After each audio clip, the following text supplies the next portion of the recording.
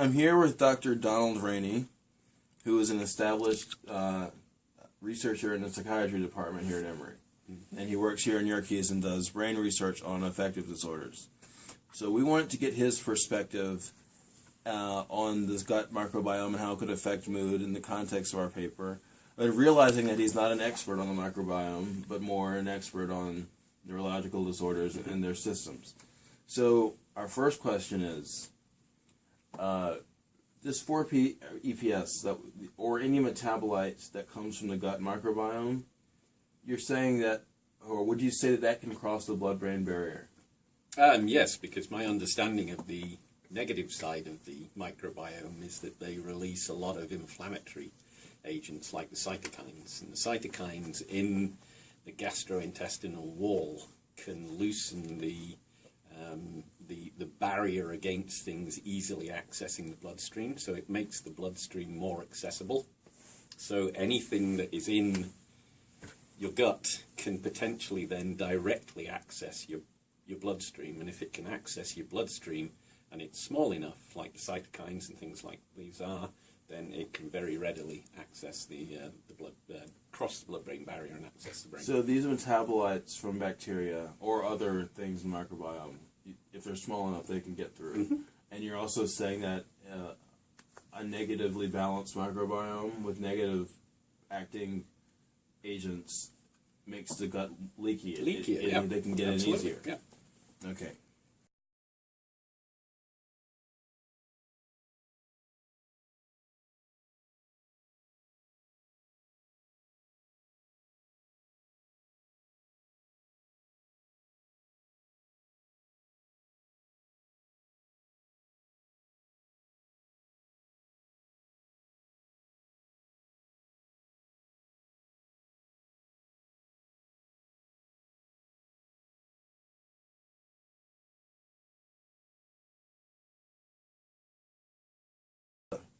You are a little bit versed in the paper. You had a little bit of time to look over it.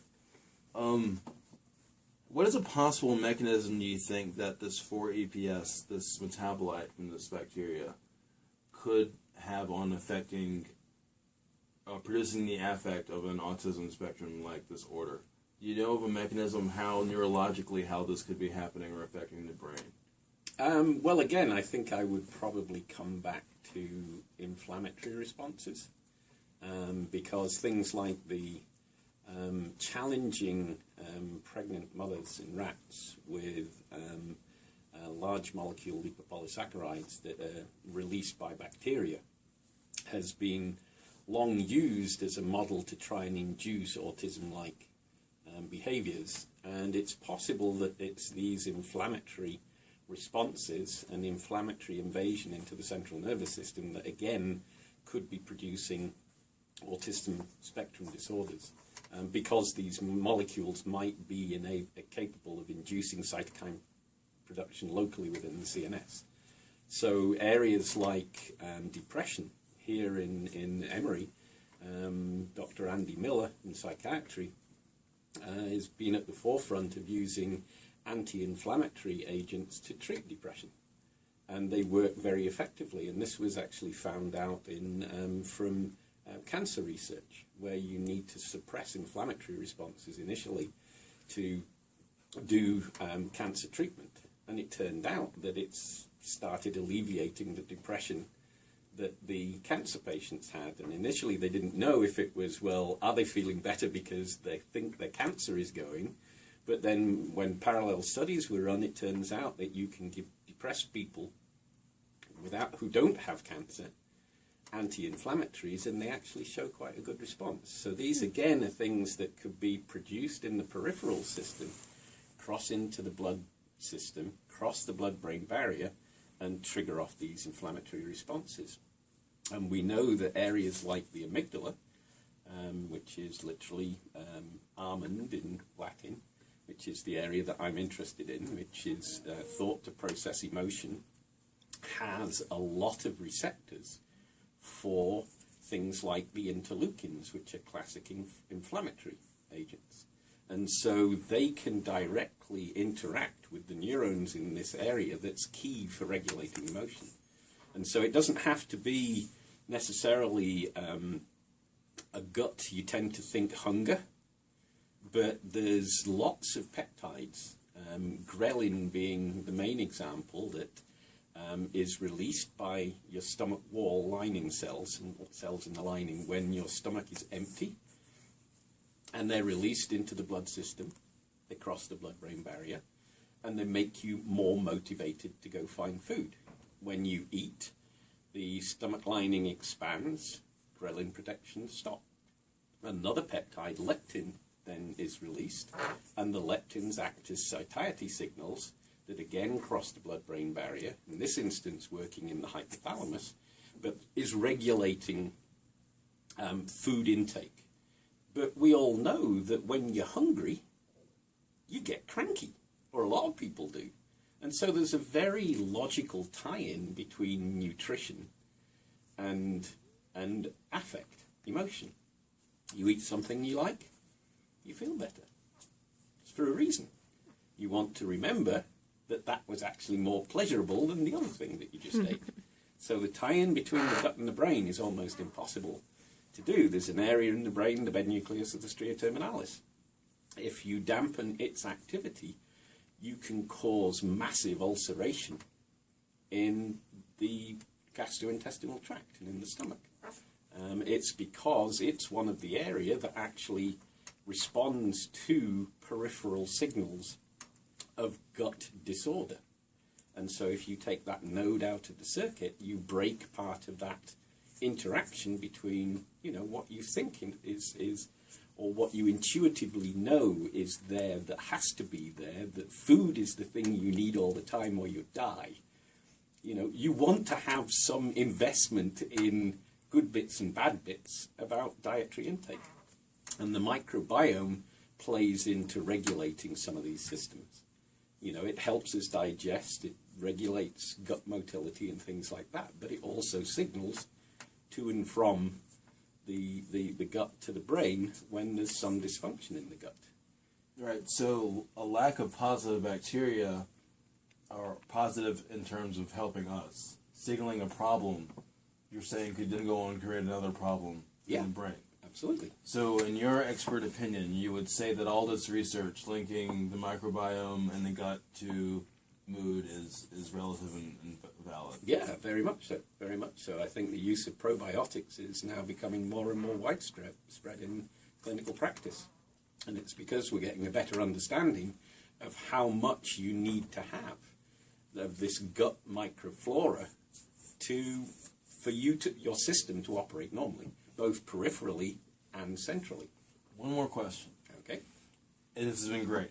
Do you find it interesting that a human bacterial cell line, B. fragilis, was able to ameliorate some of the symptoms these rodents were experiencing in the paper? Or does that... Yes, I do. A little bit. Because it makes me wonder... it makes me wonder then of the duration of the effect. Because I don't think you can say that you can cure autism spectrum disorder with probiotics. I don't think that will ever happen. And so I think what these mice have done is that they've set up a compromised system which allows you to say, if this gets compromised, can it contribute to some of the behaviors seen in autism? And gut disorders in autism are huge. They're very, very common. And so there's a potential that they will contribute to it. I think this model basically says if you completely disrupt the system, then you can alleviate some of these behaviors, because potentially the circuit isn't broken. Whereas in autism, true idiopathic autism, kids are often fine up until about age 18 months or 2 years, and then start getting worse. And so the question then for me is there a systems-wide central defect that now in a normally developing brain, because we're not born with a brain ready to do everything that the adult brain does, it slowly develops over a period of time, which is why you know, young kids and adolescents do some really crazy at times. You know, I never noticed that. No, I'm sorry you haven't. But I mean, this is one of the things. It's like your brain is setting up circuits and memories and things like this to give you your final behavioral outcome. Okay, it's a dynamic system occurring through childhood and into the teen years. Well, you know, I doubt very much that in autism the only thing that's going wrong there is that their gut microflora is wrong. You know, I think there are central deficits which unfortunately are occurring with these kids. It could be partly due to bad microbiome, but then that sets up, say, a central inflammatory response, or a response to cytokines or interleukin and things like this, which then changes the way that the brain develops. And that becomes hardwired, okay? So I think there's an interaction between the two. So yes, the microbiome contributes to some of the disorder, but I think once you get past a certain point, it's there. And you're not coming back from it because it's like you've pulled, you know, some of the connections out that really need to be there.